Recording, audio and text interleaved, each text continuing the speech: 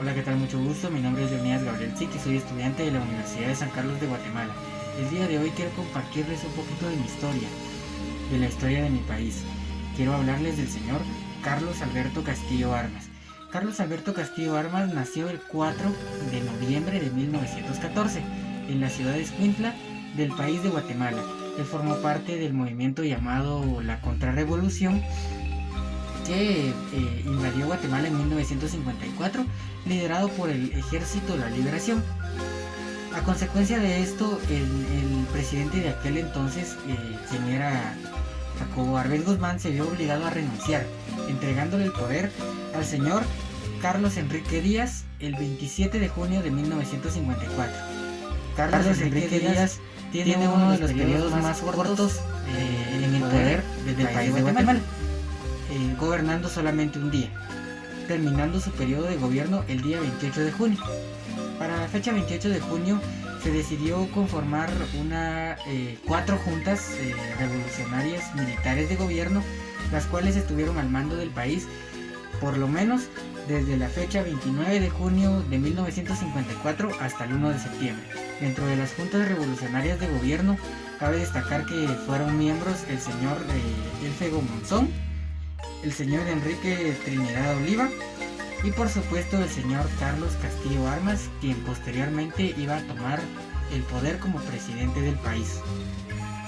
Con fecha 1 de septiembre, entonces el señor Castillo Armas ya es oficialmente el presidente de la República. Sin embargo, se realiza una consulta popular el 10 de octubre del mismo año, en donde se le cuestiona a la población si está de acuerdo en que Castillo Armas fuese su presidente, y las únicas respuestas que aparecen en la consulta son sí y no, así obligando a la población a tomar una decisión sobre Castillo Armas. De esta forma Castillo Armas llegó a la presidencia con ayuda del gobierno de los Estados Unidos, por supuesto. Al momento de que Castillo Armas tomó la presidencia de la República de Guatemala, junto con él se le entregó un gabinete de gobierno conformado por abogados, militares y algunos empresarios, mismos que firmaron un pacto que decía más o menos de la siguiente manera: se reconoce implícitamente el liderazgo de Castillo Armas al reestructurar la Junta de Gobierno, permitiendo su incorporación, lo mismo que la del mayor Enrique Trinidad Oliva. Al mismo tiempo se pactó combatir el comunismo a muerte. Toda aquella persona considerada comunista era perseguida para posteriormente ser asesinada. Durante el gobierno de Castillo Armas se prohibieron las asociaciones, los sindicatos y los partidos políticos. Se hizo ilegal el Partido Guatemalteco de Trabajo. Se suspendió los programas favorables a los indígenas y a la clase obrera. Se impuso una severa censura y se disolvió el Congreso. De la misma forma se comenzó una dura persecución en contra de los intelectuales de la izquierda. También se congelaron los fondos del Ministerio de Educación, y la hostilidad hacia la Universidad de San Carlos cada vez era más grave, debido a que esta institución era considerada la oposición más fuerte contra el gobierno y contra el gobierno de los Estados Unidos, lógicamente, que eran los interesados de que todo este proceso de la contrarrevolución se llevara a cabo para tener ellos sus beneficios, que próximamente se los voy a comentar. Justamente ahora, también dentro del periodo de Castillo Armas se derogó la Constitución Democrática de 1945 y la Ley de la Reforma Agraria contenida en el Decreto 900, la cual queda sin efecto la distribución de las tierras a los campesinos y a toda la clase pobre, básicamente, de Guatemala, y se reparten nuevamente los territorios a los terratenientes de Guatemala y a la United Fruit Company. Entonces, este era el objetivo del gobierno de los Estados Unidos: recuperar lo que según ellos les pertenece o les perteneció en algún momento, ¿verdad? Prácticamente que se lo robaron, pues. Después de esto se dio la fusión del ejército de Guatemala con el ejército de la liberación.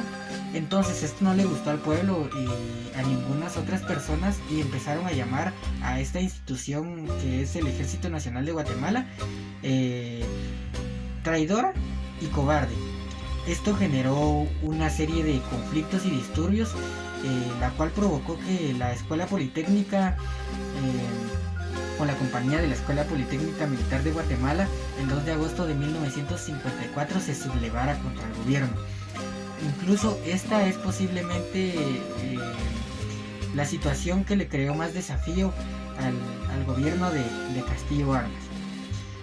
Podemos considerar entre los logros de Castillo Armas que la contrarrevolución le abrió puertas al capital estadounidense y por supuesto a varias empresas petroleras que ingresaron al país, a los sectores como el Petén y algunos otros departamentos.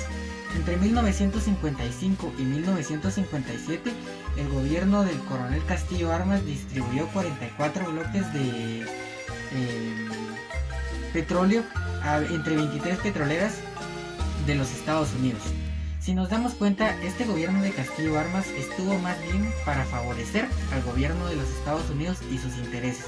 Es por ello que Castillo Armas utilizó prácticamente las fuerzas de los Estados Unidos para poder venir y tomar poder sobre toda la población guatemalteca. Prácticamente el gobierno de Castillo Armas fue una dictadura más que un gobierno democrático.